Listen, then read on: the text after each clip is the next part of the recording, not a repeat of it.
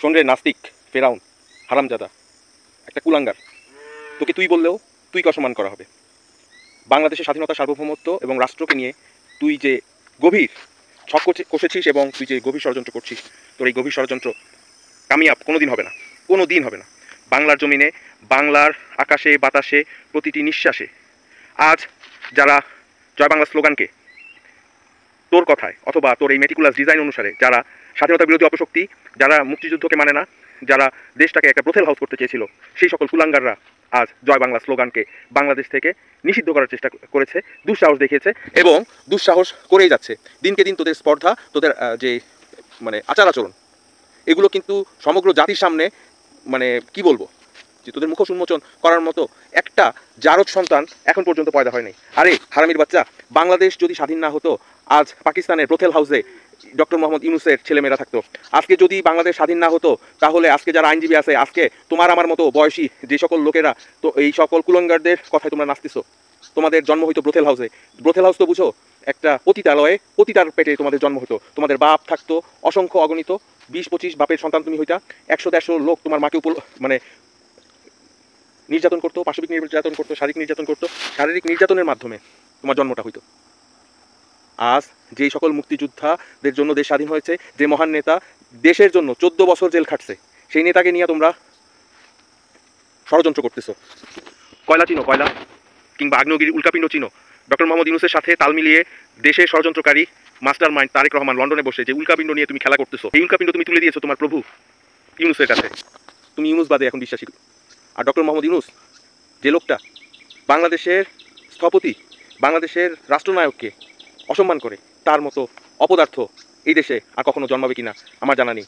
আমার খুব সৌভাগ্য হয়েছিল, আমি স্বাধীন সার্বভৌম একটি রাষ্ট্রে জন্মগ্রহণ করেছি, যেই স্বাধীন সার্বভৌম রাষ্ট্রটা গড়ে দিয়ে গেছে হাজার বছরের শ্রেষ্ঠ বাঙালি বঙ্গবন্ধু শেখ মুজিবুর রহমান। ঠিক তার এই দেশটাকে লুটেপুটে খেয়ে, এই দেশটাকে যখন গ্রাস করেছে, যখন আমাদের প্রধানমন্ত্রী সহ আমাদের দেশের মানুষেরা অন্যায়ের বিরুদ্ধে জিরো টলারেন্স নীতি ঘোষণা করছে, ঠিক তখন থেকেই কিন্তু ষড়যন্ত্র শুরু হয়েছে।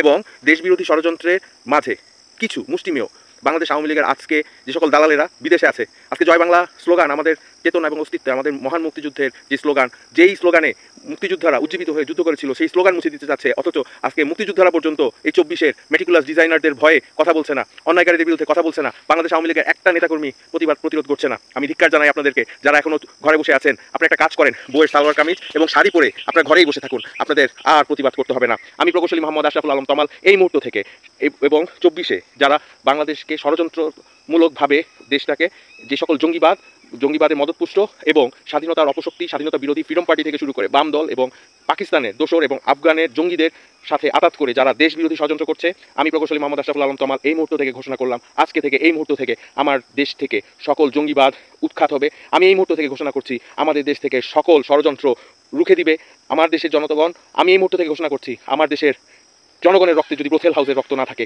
আমার দেশের মানুষের রক্তে যদি মুক্তিযোদ্ধার রক্ত থাকে, আমার দেশের মানুষের শরীরে যদি দেশপ্রেমিকের রক্ত থাকে, আমার দেশের মানুষ যদি দেশের জন্য জীবন দিতে পারে, তবে হোক আরেকটা মুক্তিযুদ্ধ, হোক আরেকটা যুদ্ধ। এই যুদ্ধ হবে আমাদের অস্তিত্বের যুদ্ধ, এই যুদ্ধ হবে আমাদের মুজিব আদর্শের লড়াইয়ের যুদ্ধ, এই যুদ্ধ হবে আমাদের মুক্তিযোদ্ধাদের সপক্ষের যুদ্ধ, এই যুদ্ধ হবে মুক্তিযোদ্ধাদেরকে প্রকৃতপক্ষে সম্মান দেওয়ার যুদ্ধ। তাই আসুন আমরা সবাই একত্রিত হই, একসাথে বলি, একযোগে বলি, সাহস করে বলি, জোরে বলি, জোরসে বলি, জয় বাংলা, জয় বাংলা, জয় বাংলা, জয় বাংলা, জয় বঙ্গবন্ধু। যে যেখানে আছেন সেখান থেকেই আজ সারাদিন, আজ থেকে আগামী 1 মাস জয় বাংলা স্লোগানে মুখরিত থাকবে বাংলাদেশের আকাশ বাতাস। যে যেখানে আছেন সেখান থেকেই জয় বাংলার ঝড় তুলুন, ঝড় তুলে দেন বাংলাদেশে।